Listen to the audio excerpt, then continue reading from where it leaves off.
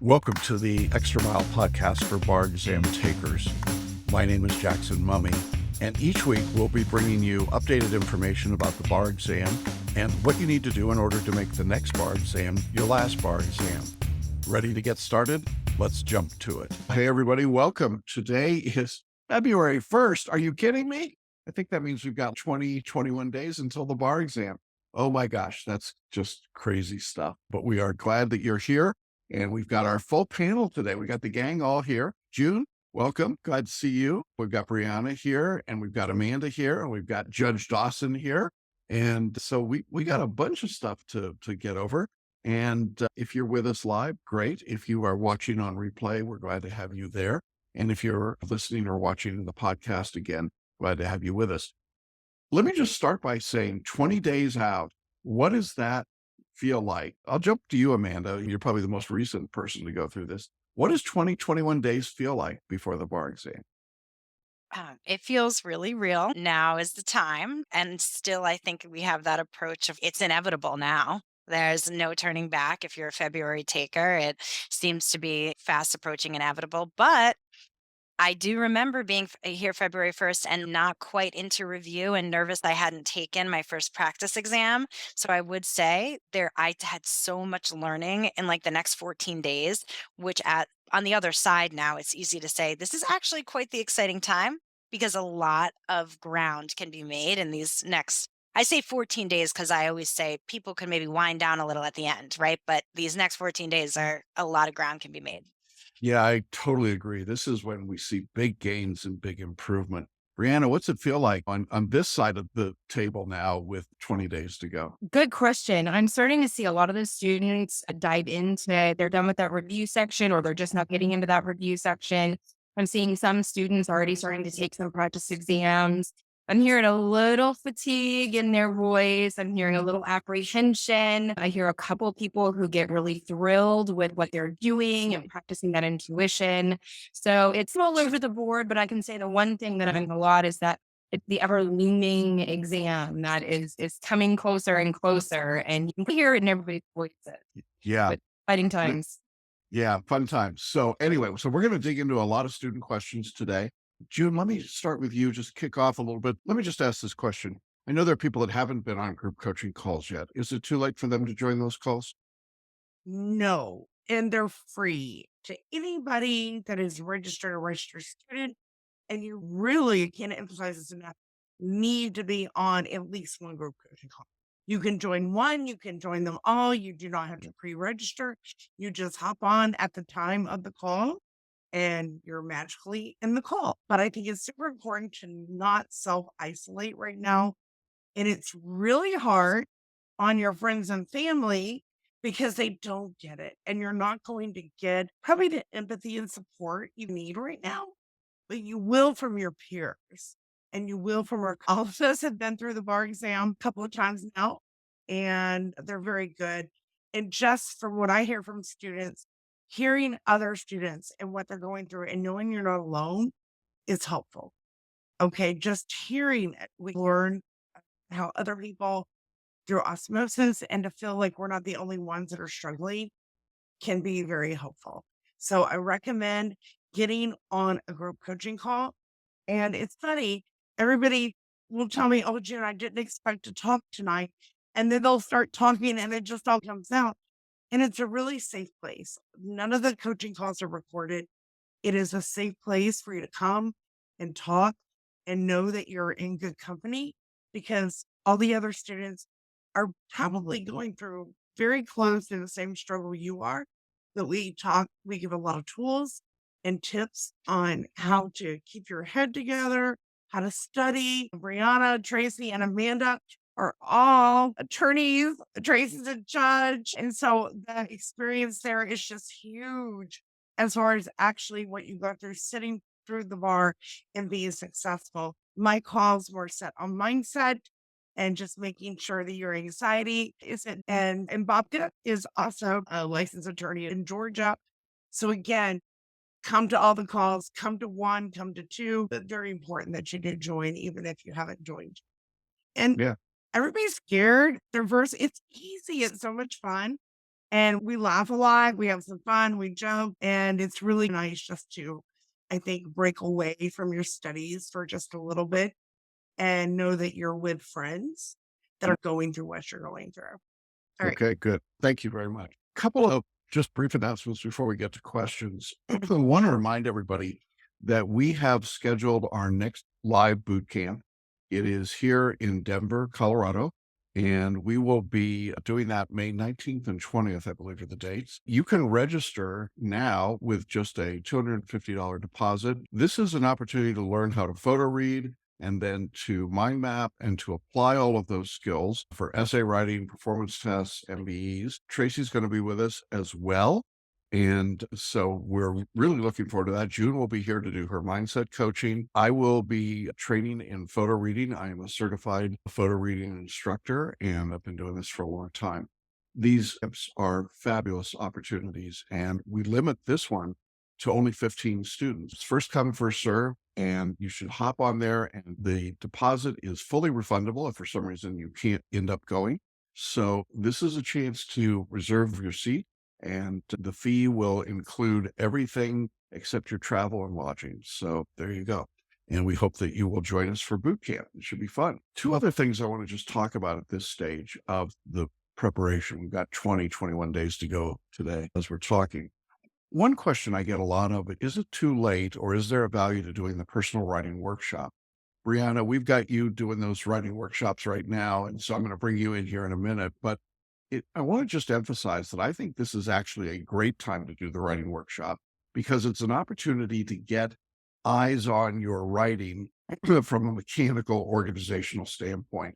And this is when I think you can do this sort of correction. If you've gotten into bad habits or something's not quite working, you can fix it. Brianna, you want to talk a little bit about the writing workshop and how it goes?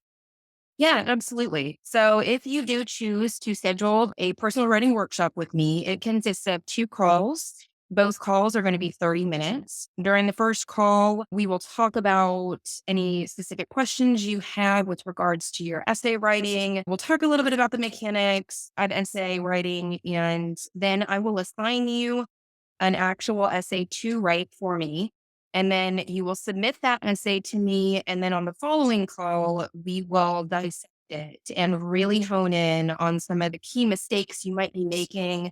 You might be surprised. I'll probably see something that you didn't even know you were doing wrong. But it's a great way for you to catch some of those bonus points, especially with regards to the essays, make sure your organization is going well, and make sure that you're really sticking to that FLA format. I think it's a very valuable tool, especially right now when you're trying to pick up those bonus points going into that bar exam in February. So it's a great time to be scheduling those calls. Yeah, and it's very affordable. I really would recommend if you'll get value out of it with 3 weeks to go. Now, I also want to point out for those of you taking the exam in July of 2023, you have some coaching options open to you besides just working with me. You can work with Brianna, you can work with Amanda. Both of them are taking UBE students. Amanda's on the East Coast, Brianna's in the middle of the country, but that they're both incredibly capable, obviously, and you get to do that work. And then Tracy is picking up California students for July of 2023.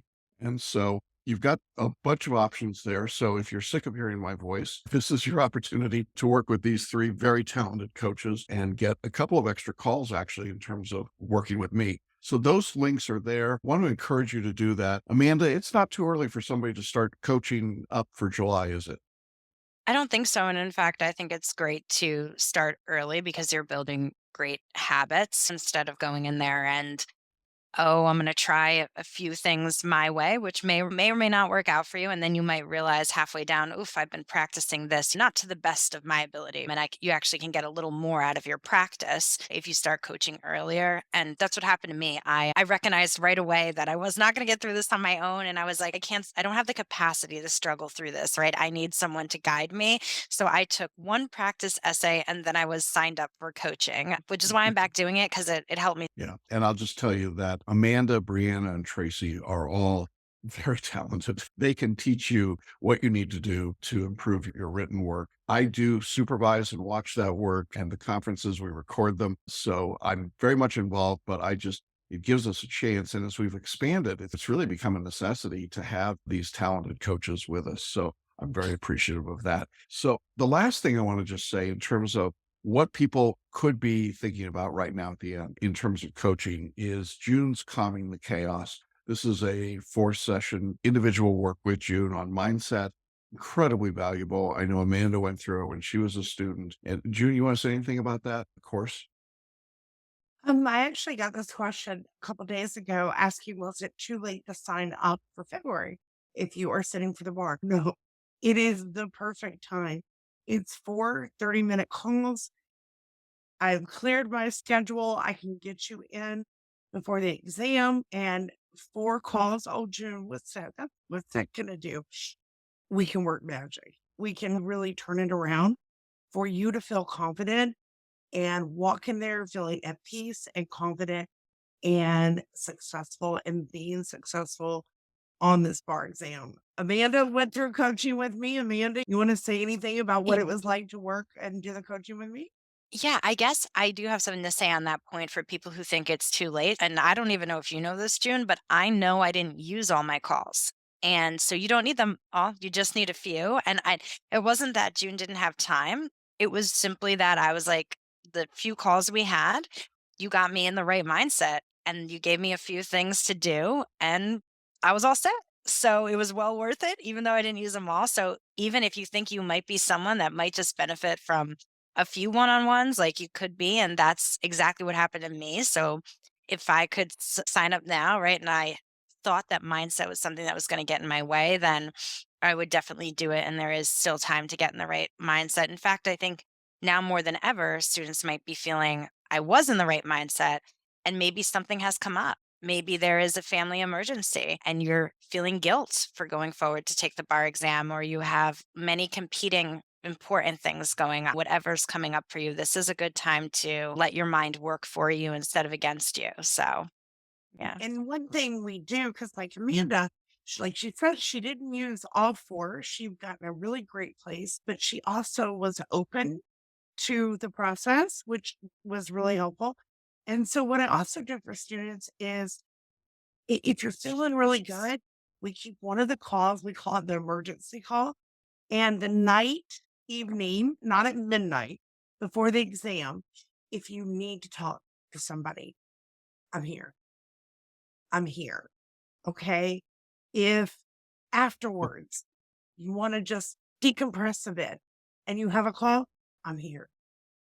And so there's ways to work and use those. And like Amanda said, if you don't use them all, you pass, you don't care. You're going on with your thing in your life. You're good. But whatever you need, we're here to work with you. And it is for a cause, super easy to do. And I think it's really beneficial to just be able to talk to somebody where you're at. And the reason why we do this versus the group coaching is it's hard to go deep. It's hard to sometimes the information can be a little sensitive. And so on a one-to-one, we can go a little bit deeper than where we go in group coaching. So yeah, if you're feeling like on the fence or really anxious or nervous, I encourage you to sign up. I'm here and we'll get you. Yeah, they're great. It's a great tool. And I don't think there's any other bar review in America that offers anything like that. Great. Thank you, Jude. Appreciate that and hope that people will take advantage of that.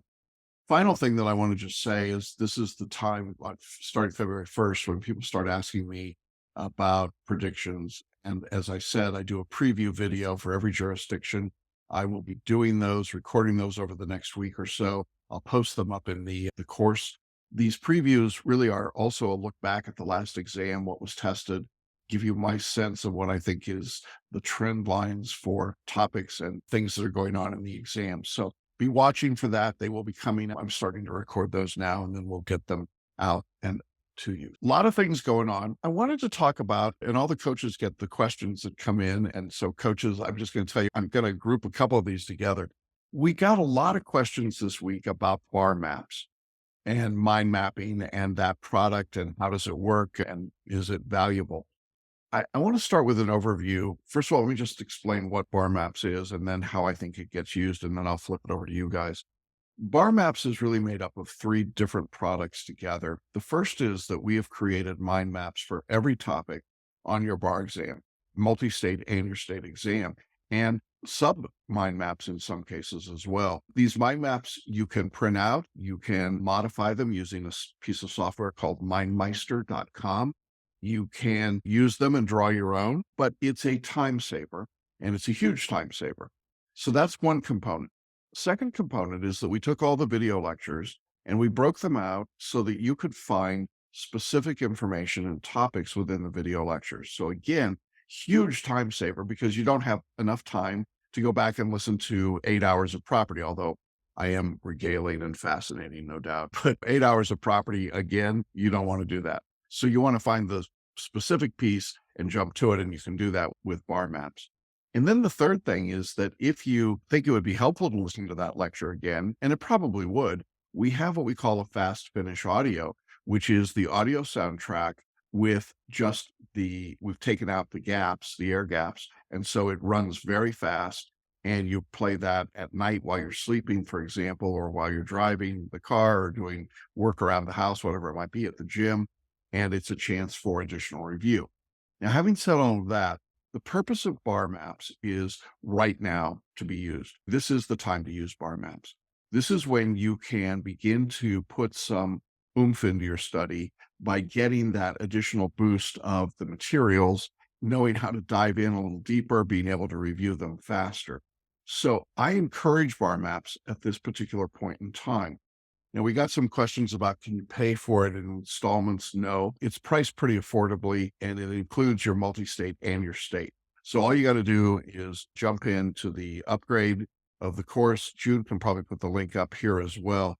I think this is a good time to use BarMaps. But let me throw it out to the panel. We're just going to call you the panel today. What's the value of mind mapping and note taking and having these pre-made mind maps? Anybody want to offer some thoughts on that? I can start talking initially about mind mapping, and then I'll let Amanda discuss maybe more the bar. It wasn't really a product available when I went through, but Yeah. mind mapping itself is enormously beneficial because it provides you a visual representation of the material. I think that's one of the great things about the program is that it offers you the ability to visually or to read and to hear and now to see a visual representation of it. Mind mapping for me, I'm not an artistic person at all. So do not think that you need to be an artist to create this beautiful mind map. I did mine on MindMeister and I would read them aloud to myself. Sometimes I recorded them and would listen to them throughout the day. But it was a great review for me to go in and heavy topics and correlate each piece in each area within the broader topic of law. So I thought mind mapping was an incredible tool and I definitely utilized it. So I really encourage you to play with it and it's not a one size fits all. So just because I did it one way doesn't mean you're going to do it the same way. Just have fun with it, play with it and see if it's one of the tools in the enormous toolbox we've got that feels good for you. Yeah. Thanks. Amanda, you have any thoughts about BarMaps? I think, again, like it is a great way to synthesize what you're learning and work with the material. So I've said time and again that in law school, you're taught to outline and do these notes, right? And then everyone's upset because they didn't do as well in law school as they thought or their first year exams because they're like, I did the secret code, I did the outlining, and somehow it was supposed to get in your brain like through osmosis. And also, we're only taught to outline in one way, right? Vertically, which doesn't always correspond to how people think and organize the material in their mind. So bar maps and mind maps are a great way for you to work with the material in a different way and kind of mold them to how it makes sense in your own mind. So I always say outlining and note taking, could I be so bold to say, is it's pointless if you don't work with the material. Maybe there are educators out there that would criticize me for that, but there's value to writing, right? There's definitely value to getting into writing down the notes, but I think it's definitely superior to be working with the material, even if you have the bar maps, right? Kind of the pre-made versions of that all in one spot, and then you're still adding to it or working with it in a different way. So that's my 5 cents. Maybe I'm a little bit too opinionated, but No, I love it. I think you're spot on. We got a question from a photo reader who said, I purchased BarMaps. What's the best way to incorporate it into my study? I did a short video in the community network about some thoughts about how to incorporate it. But essentially, what I think happens is that, piggyback on what Brianna and Amanda both said, particularly when you're doing mind mapping, as a photo reader, you're really activating your photo reading through the bar maps, through the mind mapping. And then you're activating it again with a fast finish. And so I think it is a very valuable tool to supplement your photo reading. So if you're a photo reader, I would highly encourage you to do bar maps. If you're not a photo reader, it's still got incredible value because of the time saving nature of it. It's not too late to order it. In fact, this is when we get most of the orders for bar maps. So I think it's a super valuable tool and would encourage all of you to check it out and add it to your portfolio. The other tool that comes up a lot right now is the video nutshells. The video nutshells are something, these are creations of mine from 3 in the morning. These bar maps, video nutshells, other things. Video nutshells was really, we have in the course, everyone's got access to this. We've got the MBE nutshells, and they're written summaries of the key points of law. And Brianna's smiling because I know she like drilled and drilled on those when she was going through the course. But one of the things that I wanted to do was to take that and say, could we put that in a 25-minute video per subject and just compress the entire subject into 25 minutes? Because I know people get antsy at the end and they want a quick review. So we did that. Weird in the sense that we use an AI voice because the AI voice could go faster than I could. And we compressed it. So you're literally seeing the nutshells on the screen while you're hearing them read to you. And each of the 7 MBE topics we do in 20 or 25 minutes. This is a super tool at the end for review. And I think the more review you get, the more non-conscious review, the better off you are. To me, that just makes sense. Any thoughts about using that particular kind of a tool at this stage to just hear the subject being run fast through your brain? Yeah, Amanda? I think Yeah. so. I use them, Yeah. and I think I use them more as emotional support than anything, but like maybe I didn't actually need it, but whatever calms your anxiety, but I do think it did help. One of the things I would do is talk back to the recording in my head a little bit quickly. So I'm just again working with the material in a different way. It's getting into like my auditory space and I'm having a little mini conversation or maybe even predicting what you're going to say a bit in my own words. So that was useful to me, but I also did find it emotionally supporting. Oh, I'm doing something, right? I have some other way I'm working with it because I maybe was exhausted and we have a lot of questions coming in about how else should I work with it or I'm done staring at my mind maps. We're getting a lot of those kind of questions now at this time. This is another small, easy tool that you can do that with. Yeah, and it's not very expensive. So I would encourage you to add that to the course. This is the time when I think most people would be using a tool like that. And Jackson, we Oh, had another question come yeah, in the chat sure, that June wanted sure. me to read because I think it's about this. So I think it might be a good Okay. time for me to read it. So this student said, I watched Jackson's 21-day video yesterday. Yay for those videos, right? And bookmarked it for daily watching as a good reminder of how to approach the exam by imagining the possibilities. I'm wondering if you can provide a little clarification, though, on focusing on weak areas rather than trying to amass volumes of information. So the student said, I'm currently following the syllabus, doing the MBE practice problems, specifically the 1991 exam. Yay. And it seems to me that across the board, I need more practice to grasp the nuances of each of the doctrines. Does it make sense to continue down the path rather than honing in on specific doctrine in which I tend to get more questions wrong? I feel like I could use more practice in all areas, essays, PTs, I think they mean MPTs as well as MBEs, and I had planned to continue to follow the syllabus. Does that make sense? And the reason I want to read that now is because we're talking about, right, Yeah. what we should be doing right now and going forward and these like some extra things. Why So don't you why don't you go ahead and give your response to that, and I'll swing it around the horn and I'll pick up the yeah, end. because maybe other people would have some different Good question. pieces, Great piece of question. advice. So I guess I would caution. So I think there's a difference between reviewing and honing in on questions that you continue to get wrong in specific areas, right? Versus going down rabbit holes of, oh, I really need to understand this and I don't understand it well enough. So I think it makes good sense that when you get questions wrong and even when you get them right, to go back, add to your mind maps, listen to the lecture on 2 times the speed, figure out, is there something that I genuinely am misunderstanding about this particular area of law because I think the student is saying that there is still weak areas. At the same time, I do think you have to continue down with the syllabus because it has the practice built in, right? Like the syllabus says practice the MBEs, essays, PTs. So the student's feeling I need practice in all the areas. And I would also validate that's natural right now, right?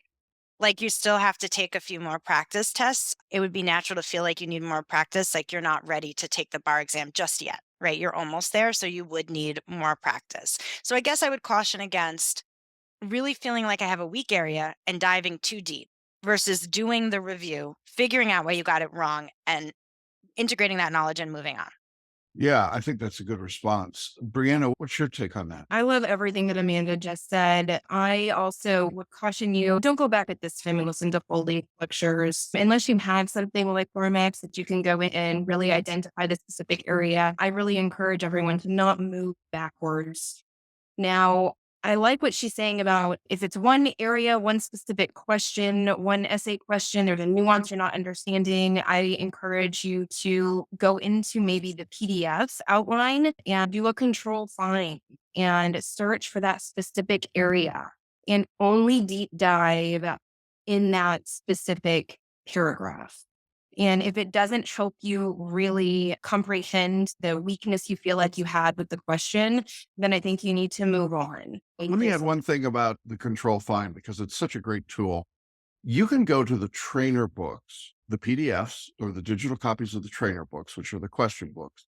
And let's say you're having trouble with a hearsay exception, whatever it might be. Put in that term in the question books, and what it's going to give you are the questions that reflect that particular problem. We had a great suggestion. I think it was Modesto said, could you add some questions to BarMaps? And I love that idea. I think it's something we should look at doing, but it's time consuming for us to do it. In the interim, these 20 days, I think it's just incredibly effective to do Control F in a digital copy, look at the questions after you've gone into that deep dive and say, here are 10 questions that respond to that particular problem. And after you've done 5, 6, 7, 8, 9, 10. And by the way, that's the algorithm. If you were wondering what some other companies do, that's the algorithm. Then you get that experience and you can move on. That's a great idea. I was just thinking about diving into the outline, but I love the idea of also getting yourself a couple of those questions that are dealing spot on with that issue. So you use that and abuse it if you feel like you need to pick up on weaknesses in specific areas. But Amanda said, move forward, continue to move forward in the program and through the syllabus. Yeah, I think I would just echo what both Brianna and Amanda said about moving forward and not going down the rabbit hole. It is easy to get hung up on a specific problem, and it just doesn't matter that much. No one specific topic is going to be big enough or have enough impact. And I know that we don't want to let points get past us, but sometimes you can get so obsessed over something that you just lose all the other things you've got to do. And so it's important to keep your pace and keep moving. I would also say going to the group coaching calls is a really good way to check from an accountability standpoint. Am I moving too slowly? Do I need to pick up the pace? And if you're in coaching with me or one of our other coaches in our individual coaching calls, we're going to talk about pacing and make sure you stay on target. I would also say, Jackson, one thing to piggyback off of how you said, if the student is talking about a weak area, like that it's rule of perpetuities or certain types of crimes, like just forget about it because it's not worth any more points on the bar exam than anything else. It's not like you're going to have your weak area probably isn't going to show up 6 times on the bar because they're testing a lot of areas, right? So sometimes we also just have to at some point let go and say, I'm not going to understand everything. And no one is. Then guess what? That's not where the bar is set, right? Because it might be a waste of time. You might be able to pick up other points. Like not everyone's going to get everything and you don't have to pass the exam or even to do really well on the exam. So just remember that if you start to want to go beyond Brianna's really good suggestion about just Control F, just stay in this place. Don't go back or only go back to that lecture section if you know where it is or use the 2 times the speed mini ones. So yeah, I would just say that. Forget about if you don't get it at some point. Has anyone ever watched Bring It On and they're still practicing right before and she yells at the window, if you don't have it by now, you don't have it by now. There might be some things that aren't going to click as well. And it really is okay. Yeah. And I can tell you after 30 years, I still don't understand the rule against perpetuities. So there you go. Thank you. That's a wonderful question. We had a student that asked a question. They said, I want to have a view of the structure of an entire subject, and I'm trying to do a mind map. How can I find the table of contents? This is actually a very easy question. In your course, in I think assignment 1.2 or lesson 1.2, there's a digital library. Every one of the books for your course is in digital format. That's where you'll find the table of contents. You will not find a table of contents in the PDFs for each individual subject. So you got to go to the digital book. But part of the reason for that was just what we were talking about. It's the Control F, or whatever it is in Windows. It's the find feature because it's so valuable. So I know some of you have printed books. Everybody's got the digital copies, and you've also got the PDF. So you got a lot of different ways to work through that. And again, BarMaps has already built that for you if you wanted it that way. All right. Next question that we got was a good one. Student said, I'm working through the essays, but when I get to conflict pairs, I slow down.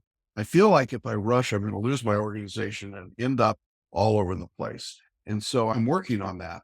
Any suggestions? Let's talk about that a little bit. When do we use conflict pairs?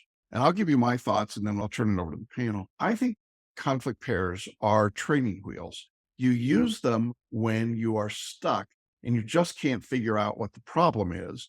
And one way to think about any bar essay is that it's really a series of legal problems. And so you're really just trying to figure out each legal problem in turn and what that means and what you want to do with it. And to do that, conflict pairs sometimes help because you can identify what particular arguments and concerns are and then start to draft from there. But I would organize my answer according to the call of the question and then drop my conflict pairs in wherever I'm not sure what the argument is. If I know what the argument is, I don't think I need a conflict pair. I think you just jump right in and write it that way. That's my take on it. Brianna, what do you think about that? Yeah, I'll try to keep this response mildly short. We talked about this on my coaching call last night. Oh, okay. 15 minutes. Okay. Just trying to help students with these questions, like you were saying, that you're just not 100% sure where to go with it. You're trying to dissect it, but you're not really sure where to start. Trying to identify that conflict pair is a great way to begin. And generally, I think that when you're reading the question, you're like, okay, who's going to be affected by this? Who's my primary party? And do they want it or do they not want it? And identifying that person is usually a great place to start. And you're like, okay, now that I've identified the person, then I've identified what they want or what they don't want, what's the flip side of it? Who, and then what would that, or who would that affect? So if it happened, who's going to be happy? Who's going to be sad? And ultimately, you're trying to find the core problem that they're asking about. And if you can't find two parties, you haven't identified the core issue yet. So I think that once you've identified your parties and you've been able to lay that out and you see that conflict pair, I've found that it also leads you to, oh, okay, this fact is going to help. That fact is going to help. And it leads you into your analysis. So I think that if you're having a problem identifying exactly the issue that they're asking or that conflict that they're asking about, I think identifying your two parties is a really great way to begin. And then so I always say party A wants this. Why do they want it? What's the law that'll support it? Party B doesn't want it. Why don't they want it? And what's the law that supports it? So that's the ultimate breakdown of that middle paragraph. So I think that's where you can start if you're having problems and you need to work on identifying that conflict pair. Great. Yeah. I like that. Thank you. Another question that we got, the student said, I'm running short on time. Yeah, we all are. Should I skip the 3 OPE tests? And by the way, OPE stands for Online Practice Exam. Don't ask me. It's just the name that the examiners gave it. Should I skip the 3 OPE tests and do the second set of MBE practice questions for each topic? No, just the opposite. You should not do the second set of MBE questions. You should do the OPEs because they're mixed topic practice and they're more valuable. How many questions are those? There's 2 of them that are 100 questions. One's 200 questions. All of that, by the way, is detailed in my day 24 email. So if you're in the February exam, you got a day 24 email about the MBE, read it again, print it out. It's a beast, but it's really got all the detail in it. The student said, should I take those OPEs under time conditions? Absolutely. When we get to the full length mixed practice, you should be doing that work under time condition. I don't think it's any value to you to spread it out. In addition, we want you answering a question in 90 seconds using selective intuition. So you should be finishing in about 2.5 hours or less every 100 questions. I think that's, again, I just encourage people to get into that email about all of the multi-state scores and then let us know your scores. And we're able to see them if you take them online. But if you're not online, we don't get to see it. So we'd like to know. We track that. I'm enough of a data freak that I like to just see what's happening. Okay. One other quick question before we turn to Tracy. She's going to talk about something called Allen wrenches and wing nuts. I have no idea. But a California student said, does the federal civil procedure and jurisdiction topic apply to us? Yes, absolutely it does. If it's in your course, if it's in your syllabus, do it. I will talk about that in the preview video in California because the topic of California civil procedure gets tested as federal civil procedure for whatever crazy reason. So there you go. I think those are most of the questions that we had. I wanted to give some time. Jackson. So a student wants to know, what is the best approach to answering MBE questions such as real property that have long fact pattern? It's a great question. So here's what you do with a long fact pattern.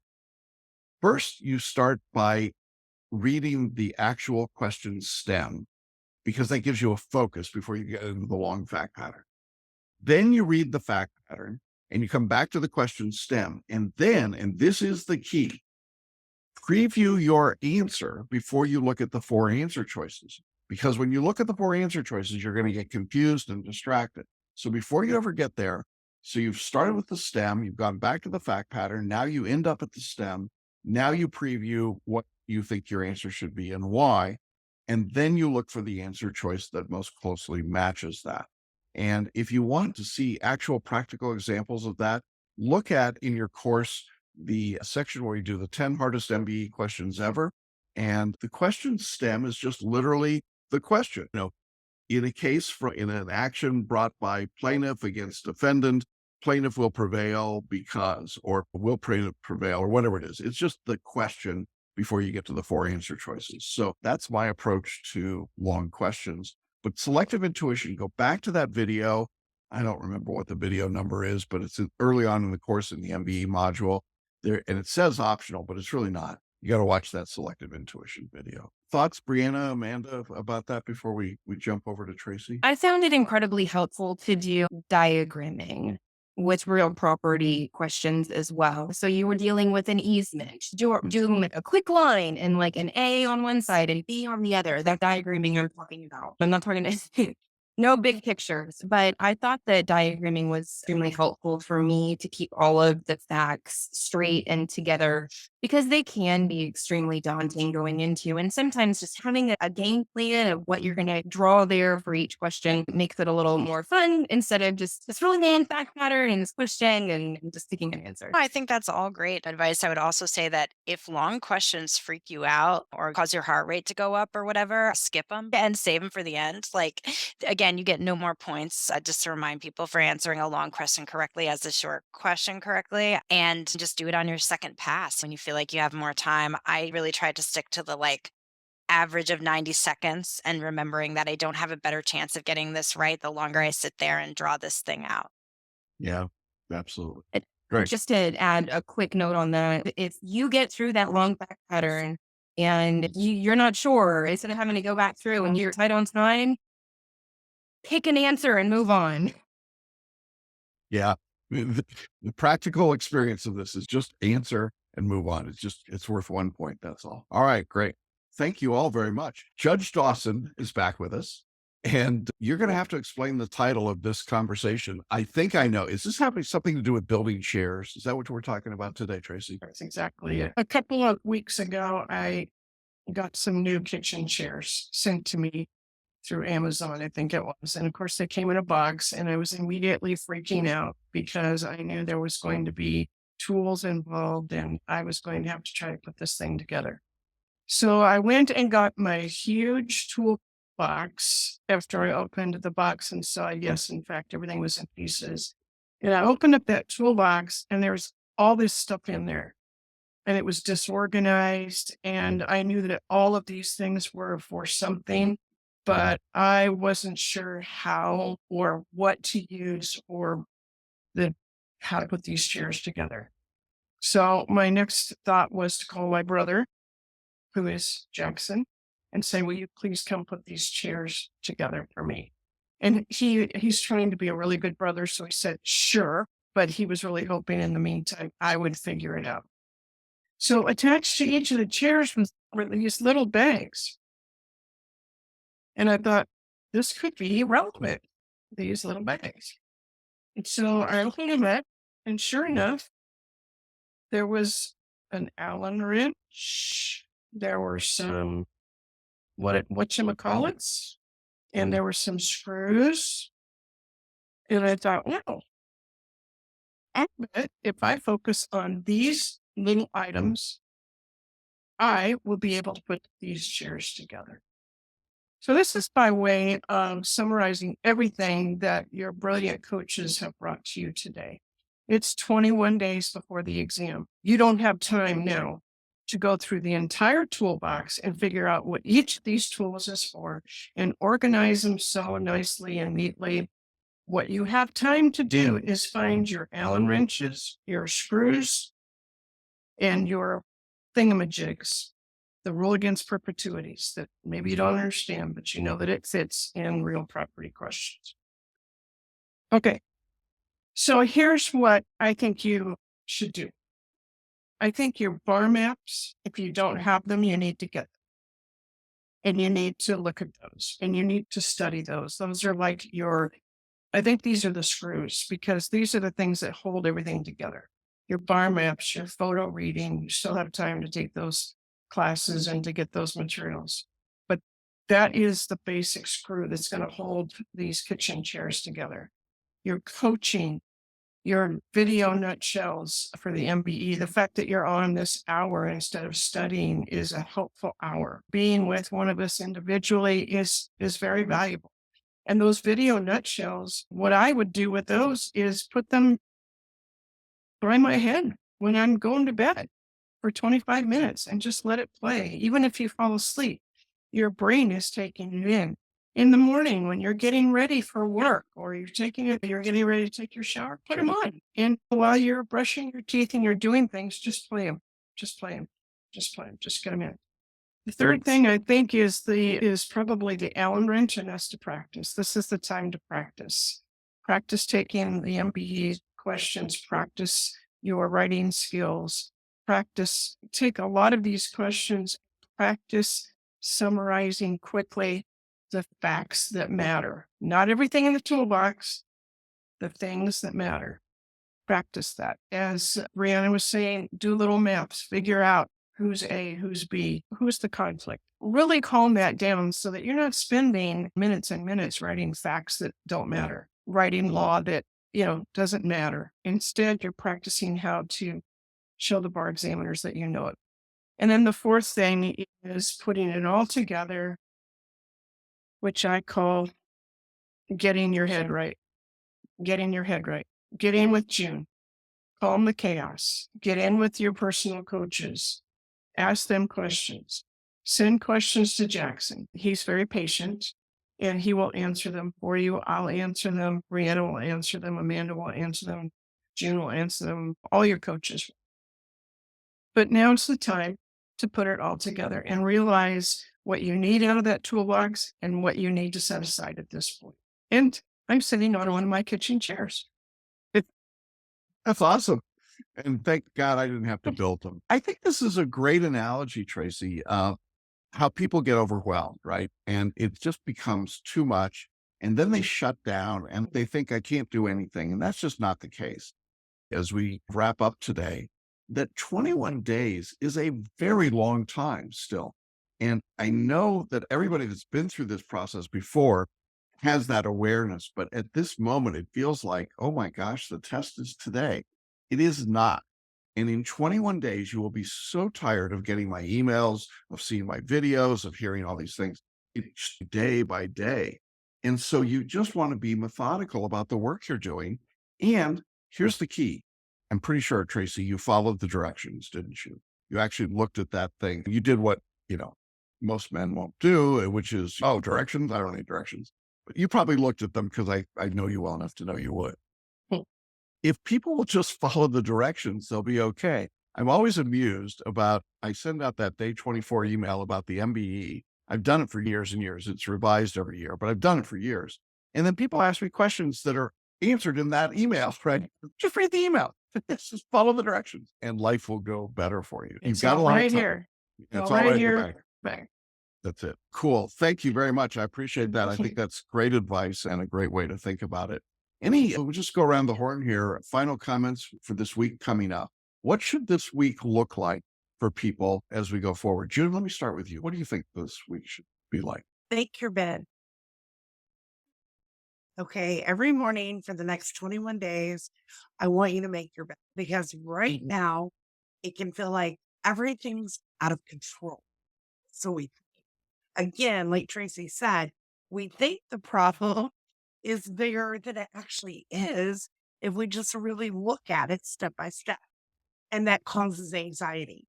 So why make my bed? It's something you can control. And it actually will help you feel better starting your day that you have accomplished something. So even though it's very minimal, it'll set your day on the right foot, so to speak. So make your bed for the next 21 days and you got this. Cool. Tracy, what's your thought the next week coming up? Yeah, I'd say concentrate on your writing in two ways. Concentrate on your headlines, make your headlines matter. Your headlines will be your GPS all the way through the question. And if you write your headlines first and you get used to that, then you will make sure that your answer agrees all the way the line.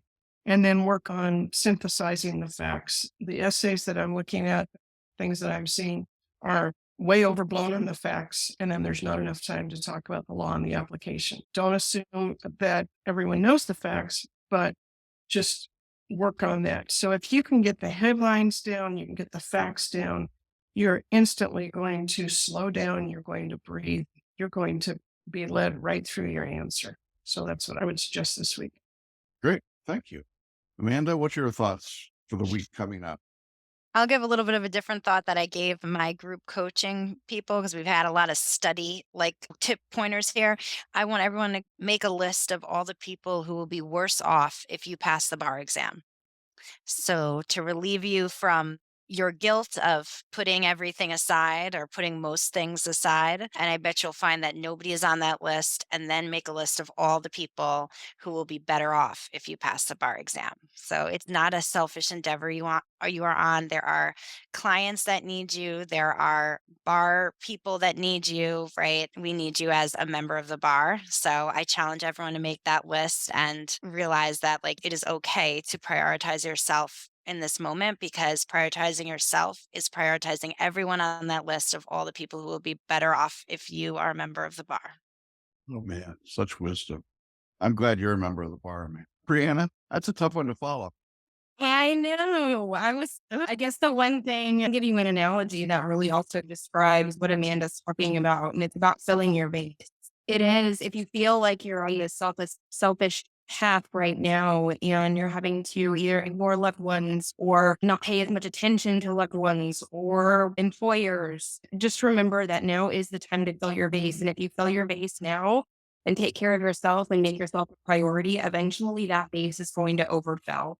And once that vase does overfill and overflow, everybody will get to enjoy the water from the vase that you've been filling yourself with. So just remember that. And that's okay. It's okay to take those actions in your life. And then with regards for studying this week, just make sure you're doing the work. Right now is the time to be doing the work. If you feel like you haven't been putting in enough hours, put in one more.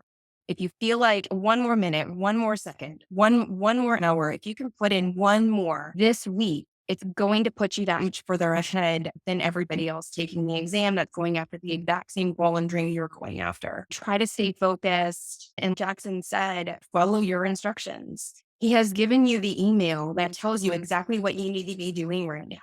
So don't do anything else. Don't go find another program to get more of anything else. Stay focused, follow your instructions, and do the work.